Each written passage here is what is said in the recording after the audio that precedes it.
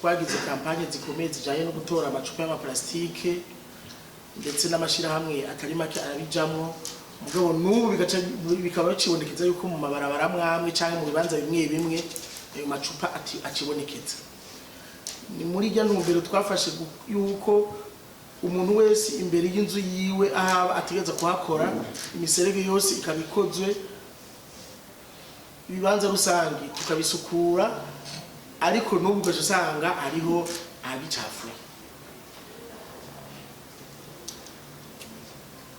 Itegeko rigenga iraba ibidukikije n'amazi riravuga neza ko kizira kikazirizwa yuko amazi acafuye turavuga y'amazi ava mu mpango iwacu tuyasuka ari hose cyane cyane muri rya miserege. Mugari ko n'ubu murabona yuko bikiba. Twaciye tubona duti rero nk'intwaro hako twokwihutira ko bajya abantu tuza gukurikiza amategeko icavuga kugira ngo tubahane tubaca amande, zoba vyiza dukoje igikorwa c'inguvu cyo dusigurira abene gihugu ibijanye n'isuku risukura muri no komine yacu.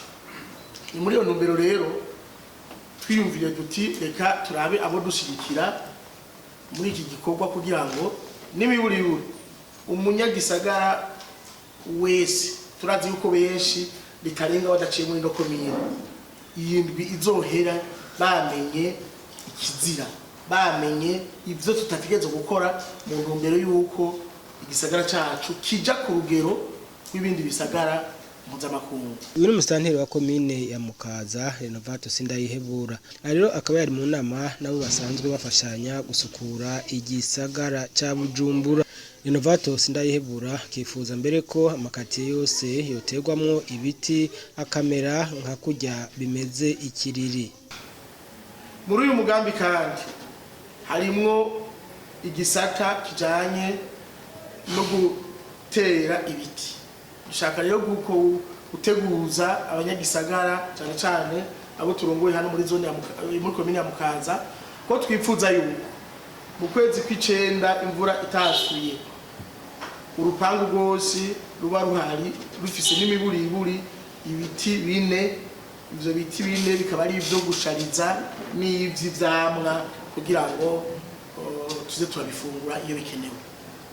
Turifuza neza yuko mu myaka 2-3 iri imbere zone ya Bwiza, Nyakabiga, Buyenzi kujya mubona ziri uno munsi umengana ubugwarwa zoba zimeze nk'uku zone Rohero imeze, aho muri ko murayicamo mu bice byayo nka byose iboneka neza yuko harimo ibiti, hari akayaga, abene gihugu baho bahema neza.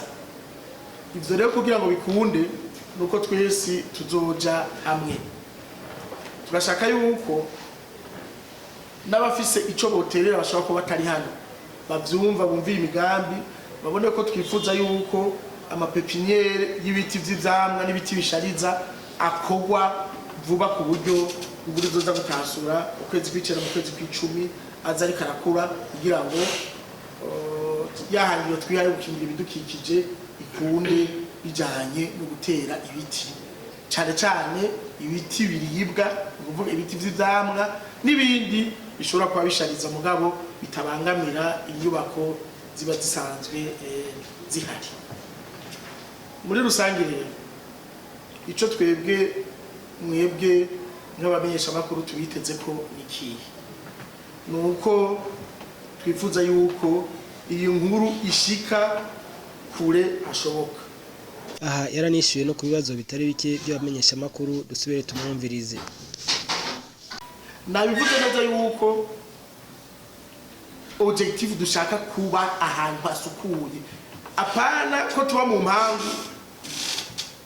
Sinzi kategori y'abantu bavuze basukura indani mu nzi wabo mugabo hanze hacafuye, n'abandi rero basukura hanze indani hacafuye. Twera dushaka kumera abo, dushaka yuko indani mu nzu zacu abasukuye mu bubare n'amaresitora tugenderamo cyangwa dufunguriramo habe hasukuye kandi neza muraze neza yuko tureka kugira inama n'abatwara ububare amaresitora n'amahoteli tubemerera yuko umuntu wese adafise toilette iri noire nziza z'ikizungu yuko iyo restaurant ko kabare kiwe igiye kwugarwa kandi vuba.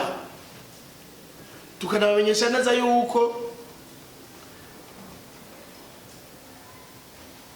abafashe amabutike bakayahindura ububare abikore yashizeho condition zituma haba hakabare uko nta kabare gashobora kuba ahantu hatagira akazu kasubura. Igihe twari ko turagira inama hari abanahuye nayo bavuga ngo twavuze ko tugiye kugara amabutike ekasuko tuvuga duti wasabye uruhusha autorisation d'ouverture yo gukora ibutike kuri butike wasabye kugira kabare naho ugire kabare hama mu butike kuva nawe ukajewe nabona hari inzoga mu butike mugabe izo nzoga ziza kugura abantu baza kunywera mu mpangu mu mazu iwabo kuko mu nzi wabo umuhandi wabo barafiseyo utuzu twasugumwe banywere hajya ku mabutike rero utusanga abagabo 10-15 bicaye imbere y'ibutike wibutike agandaza inzoga mugabo hageze yuko izo nzoga zikenera gusohoka zive muri abo bantu baca baja ku mpome z'impangu baca baja mu muserege baca baja kwiherera ahantu hose babonye. Ubu rero ari muci wo burazi neza yuko bica bigora cyane kuko muci nta na yamvura izira cako ngo igabanye bwa bucafu mu meruko ukuvuga nibijya bibazo zoca mu gatusanga hariho akamoto katameze neza. Ivyo rero abene igihugu bavyumve yuko arakabare uteza ugakora nyene ku buryo kaba kabari ari boutique uyikore ibi boutique ari restaurant ibe restaurant. Mbe urazi nuko hariho abantu aja hano munsi y'igiti agatekeraho ivyo kurya hanyuma agashashira mu masorori agaca atembereza mu bantu bari gaho bose ubafungura. Ivyo tubiretse uko tutoshikaye rero nyakubahwa mumesha makuru nyene turi mukuru w'igihugu cyacu bakunda kubivuga ati turi kumwe twese birashoboka. Iganiro twakigize kugira ngo ibikorwa bijanye n'isuku n'isuku ntimubone yuko ari byo bajeje intwara gusa, nimubone neza yuko ari by'amashira hamwe runaka gusa, nimubone neza yuko basanzwe bafise amabanki n'amasurance bakoresha boza baragira rero contribution gusa bibe ibikorwa bya twese biturara.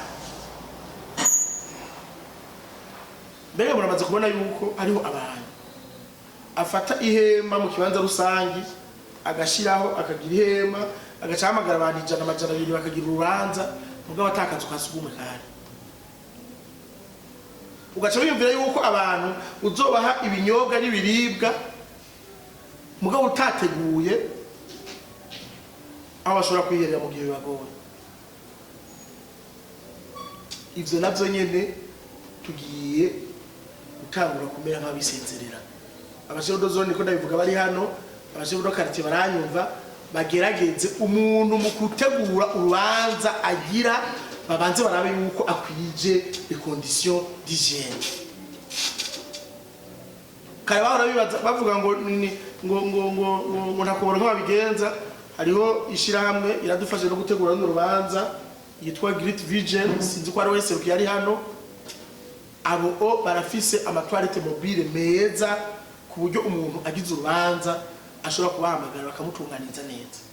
Ibijanye n'amatoilette publique toilette publique jewe kuva ntangwe ano mabanga barabizi abo dukorana mu mirimo ya misi yose ni kintu kiri ku munwa iwanje mugabo haracariho ibibazo bijanye n'ubutunzi nuko boboneka uburyo bwo gushobora kuyako. Ama projet arahari aranditse arasinye n'ibibanza byaramaze kuba identifié ayo matoilette publique yojamwo Imana idufashije rero muri kazoza uburyo bukaboneka kandi turizera neza ko buzoboneka. Twifuza yuko n'imiburi uyu mwaka w'ubutunzi tugiye gutangura ne budget amatoilette yo kubakwa nivyo twipfuza kandi biri no mu migambi.